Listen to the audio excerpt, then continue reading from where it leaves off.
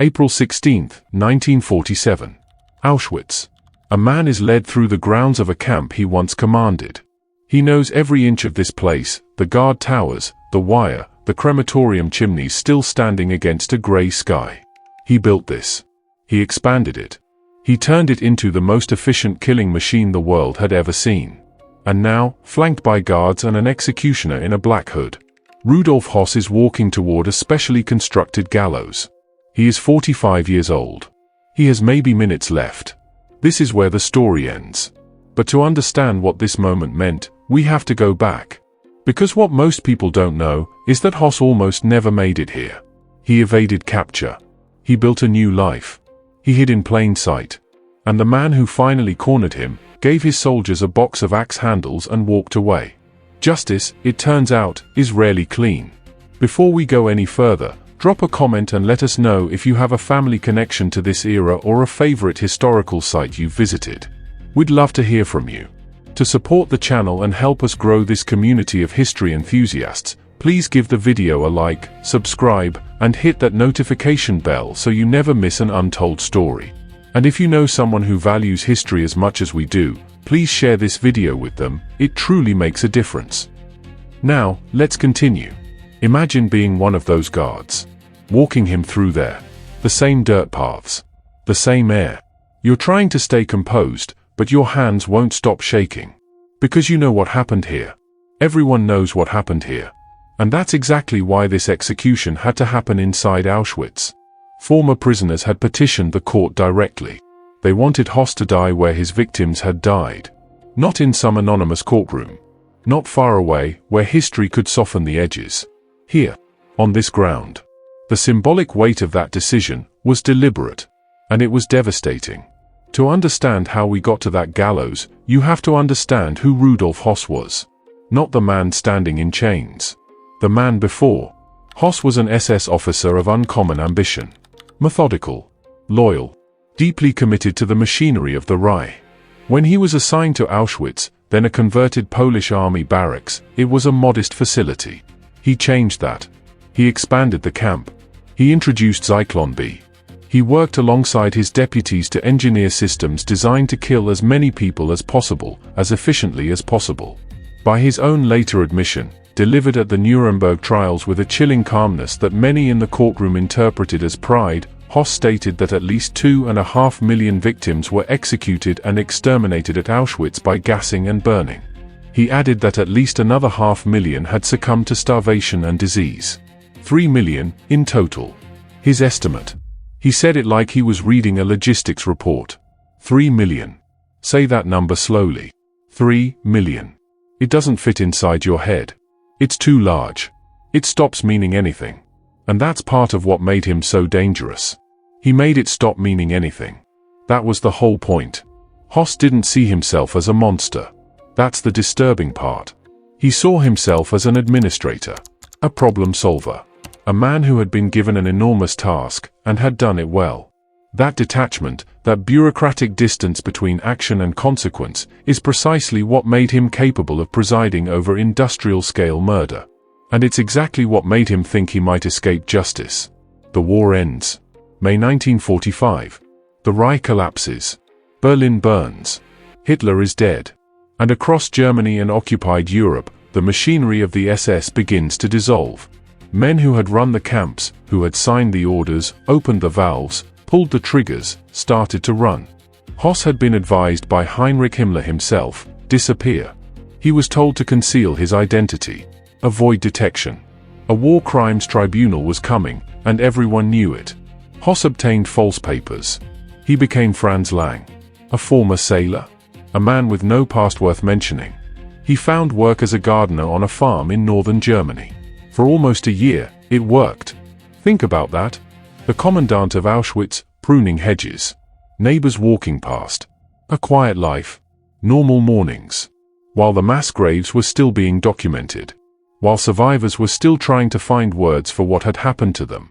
He was gardening. And he might have continued indefinitely, if not for one critical vulnerability. His family.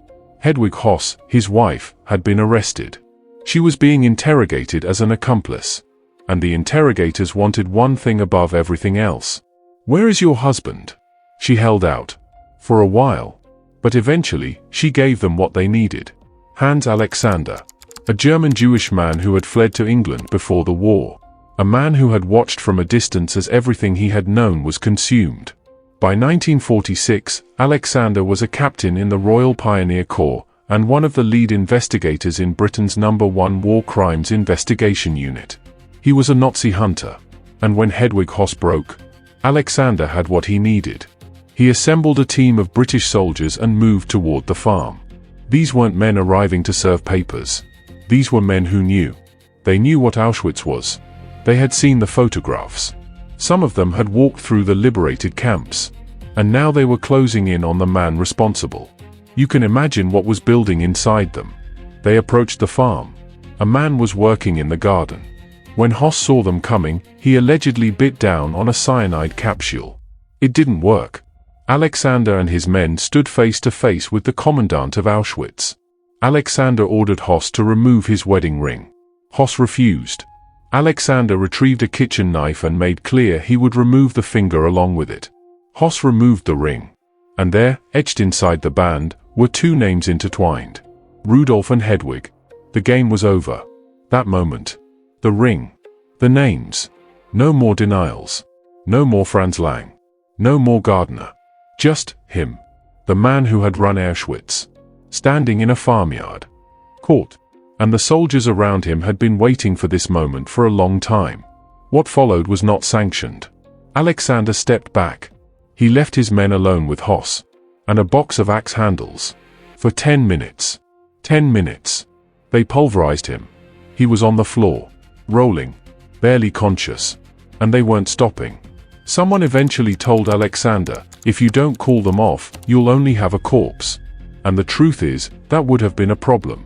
Not out of mercy for Höss, but because the world needed to hear what he knew. The full architecture of the killing. The names. The decisions. The orders. A dead Höss was a silenced Höss. Alexander walked back in. He told his men to stop. Höss was taken into custody. He was brought to Minden on the Weser, the main British interrogation center in the zone. He would later write, during his imprisonment, about what had happened to him. He described being beaten, given liquor, forced to sign statements he couldn't remember giving. He wrote that the whip was his own, by chance it had found its way into his wife's luggage. He seemed almost offended by the irony. He complained.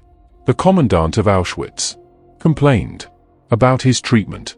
And here's where it gets complicated, historically speaking. Some former Nazi war criminals did have convictions challenged or sentences reduced due to claims of torture during interrogation. Joachim Paper is one such name. Höss raised the same complaints. But his fate was different. Because the evidence against him wasn't just what he said under interrogation. It was what he volunteered later. Willingly. In writing. In Polish custody. He testified at Nuremberg as a defense witness extraordinarily, and the testimony he gave became some of the most damning documentation of the Holocaust ever recorded. He confirmed numbers, methods, the chain of command. He confirmed it all. In a Polish prison, awaiting his sentence, Rudolf Höss wrote the following. It is one of the most extraordinary documents to emerge from the post-war trials. He wrote, "My conscience compels me to make the following declaration. In the solitude of my prison cell I have come to the bitter recognition that I have sinned gravely against humanity. As commandant of Auschwitz I was responsible for carrying out part of the cruel plans of the Third Reich for human destruction. I caused unspeakable suffering for the Polish people in particular. I am to pay for this with my life. May the Lord God forgive one day what I have done. I ask the Polish people for forgiveness." He also wrote this. In Polish prisons I experienced for the first time what human kindness is. I have experienced humane treatment which I could never have expected, which has deeply shamed me. Shamed. He wrote that word. Shamed by kindness. Not by Auschwitz. Not by 3 million dead. By the fact that people treated him decently. Which tells you everything about the moral collapse that made Höss possible. He had spent years in a world where human kindness was weakness. Where efficiency was virtue. Where the death of millions was a management problem. And a few months of basic decency in a Polish cell broke through something in him that years of command had sealed over. Too late. Far too late. But it was there. Rudolf Höss was convicted in Poland. He was sentenced to death. And former prisoners, survivors of Auschwitz, petitioned the court, let him die there. Inside the camp. On the same ground. The court agreed. On April 16, 1947, Höss was led to a specially constructed gallows inside the walls of Auschwitz-Birkenau. He was 45 years old. He was the last person to be executed inside that camp. The executioner in the black hood secured the noose. And it was done. History rarely delivers moments of clean resolution. But this one came close. The man who had expanded Auschwitz, who had engineered its gas chambers, who had presided over the deaths of over 1 million human beings, died there, on that ground, in that place. It didn't undo anything. It didn't bring anyone back. But it meant that the last thing Rudolf Höss experienced was justice. Inside the place he had built for others. And for those who had survived. That mattered. Rudolf Höss is considered one of the most destructive war criminals in history. Not the loudest. Not the most theatrical. The most efficient. And his story, the escape, the capture, the confession, the gallows, is a reminder that history doesn't always let monsters disappear quietly. Sometimes, it finds them in a garden. This wasn't the end of the story. The trials that followed. The survivors who testified.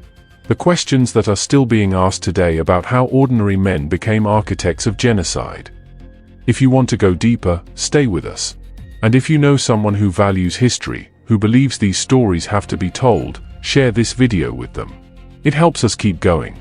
Subscribe, hit the bell, and we'll see you in the next one. History didn't stop here, and neither should you.